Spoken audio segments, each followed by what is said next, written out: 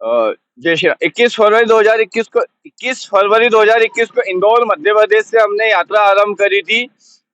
1 लाख 3 की। उसके दो संकल्प लिए थे। प्रथम 2024 में भगवान प्रवेश कर रहे, इसीलिए 3 साल 1 लाख किलोमीटर करोड़ों लोगों को अयोध्या जी का आमंत्रण दिया और पूरे देश में अपील करी जो भगवान के फोटो होते हैं वो हमारी आस्था होती है। वो फोटो फटाकों पे, कपूर अगरबत्ती पे होते, उपयोग होने के बाद वो कचरा पेटी में जाते। तो पूरे देश में यात्रा करके सरकार को ज्ञापन दिए कि आप ट्रेड सर्टिफिकेट, व्यापार प्रमाण पत्र न दे, आप यदि दिखा सकते हैं तो ये बीड़ी के बंडल पे भगवान का फोटो है, ये माचिस पे भगवान का फोटो है, तो इन चीजों पे भगवान के फोटो नहीं प्रतिबंध होना चाहिए। आप बताओ ये गलत है कि सही है? ये गलत है ना।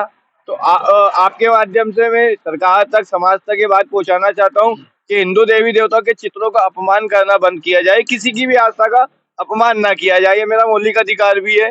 कितना कितना अभी तक कितना किलोमीटर चल चुका है? 1 लाख किलोमीटर प्लस हो गया है। 5/12/2023 को 1 लाख किलोमीटर दिल्ली में कंप्लीट हुआ और वहां से फिर मैं मथुरा वृंदावन तो होते 1 लाख किलोमीटर आप इस बाइक से जा रहे हो, खर्चा वर्चा ये सारी चीजें, पेट्रोल का इंतजाम कैसे? ये खर्चा इसका ये हनुमान जी उठाते, बालाजी राम नाम के भक्त जो आ जाते रास्ते में, जैसे कि आप आए, आपने इस यात्रा की बात को रखने के लिए सहयोग किया, इसी प्रकार इस यात्रा के लिए राम भक्त सहयोग करते हैं। तो अभी तो अब बहुत नजदीक आ गए हैं, लगभग 100 किलोमीटर दूरी रह गई है।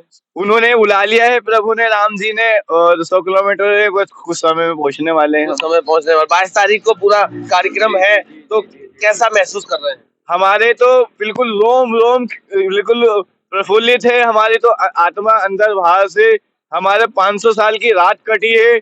500 years आफ्टर दिस सन कम, हमारे सूर्य उदय हुआ है। आप कितना पढ़े लिखे हैं? अंग्रेजी में बात कर रहे हैं? I am not educated, but मैं पढ़े लिखे लोगों के साथ रहा हूँ। मैं सिर्फ 7वीं कक्षा तक पढ़ाई की है, किंतु मैं पढ़े लिखे, जैसी संगत वैसी रंगत, तो सभ्य लोगों के साथ रहा हूँ, तो थोड़ी सभ्यता उनकी आई है। भगवान राम का जो मंदिर बन रहा है उसका श्रेय किसको देना चाहिए? उसका श्रेय जो उसका बाबरी मस्जिद का जो विध्वंस किया था जिन धर्म योद्धाओं ने, उसका पूरा श्रेय मैं उनको देना चाहूंगा। अगर वो बाबरी को नहीं दहाते तो आज हम ये 2024 में राम मंदिर नहीं देख पाते।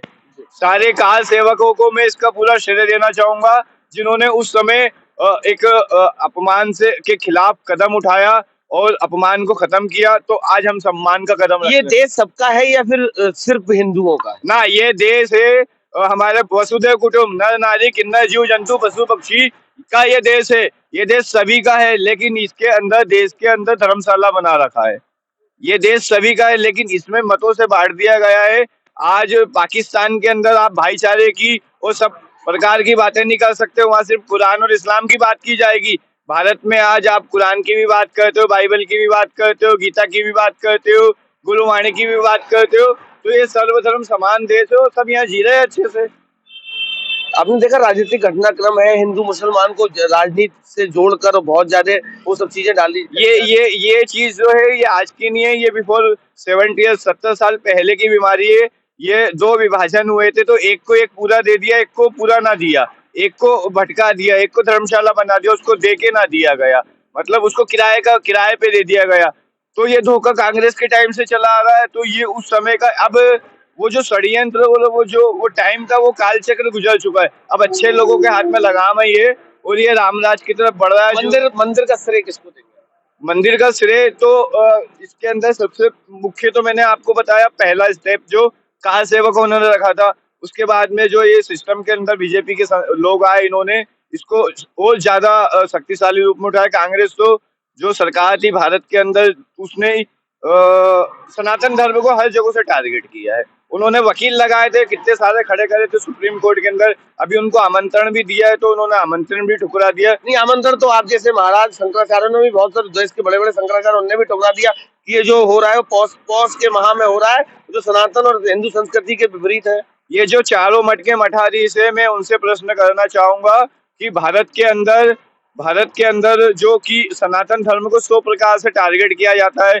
कई साधु संतों को अभी बंगाल में भी हत्याएं हुई, मारा गया, पालघर में भी हत्याएं हुई थी। और जो 70% भारत के अंदर जितने मंदिर, 12 ज्योतिर्लिंग, 4 धाम है, उसके पास में जो भगवा पहन के भीख मांगते हैं, भद्र तरीके का व्यवहार करते हैं, भगवा चोले को अपमान करते, इन्होंने कभी उनको क्यों नहीं कहा? कैसा महसूस कर रहे हैं भगवान राम के दरबार में बस पहुंचने वाले? हमारे तो रोम रोम खिला हुआ है, हम तो शब्द से कह ही नहीं सकते, इतने खुश है। हमारा भाग्य उदय है, हमारा सनातन, हमारे वसुदेव कुटुंब की नीति आरंभ होने वाली है। अब जो है कि सनातन का जो नेम प्लेट हट गई थी विश्व गुरु की, वो अब लगेगी। आप लोग देख सकते हो कि भगवान श्री राम का मंदिर बन रहा है। पूरी बाइक की आप कैटेगरी देख सकते हो, बड़ा बढ़िया तरीके से इसको डिजाइन करा हुआ है और इनका नाम है बवंडर बाबा। अब देखा जाए तो देश में बहुत से बाबा ने बवंडर किया भी है और बहुत से बाबा इस जेल की चार दीवारी के अंदर भी हैं और बहुत से बाबा यहाँ भी हैं जो भगवान श्री राम के दर्शन करने जा रहे हैं। तो लगातार मेरे साथ बने रहिए। मैं भी अयोध्या के प्रवास में हूँ और 22 तारीख तक अयोध्या में ही रहूंगा और ऐसी ही चीजों से आपको रूबरू कराने का प्रयास करता रहूंगा। तब तक के लिए नमस्कार।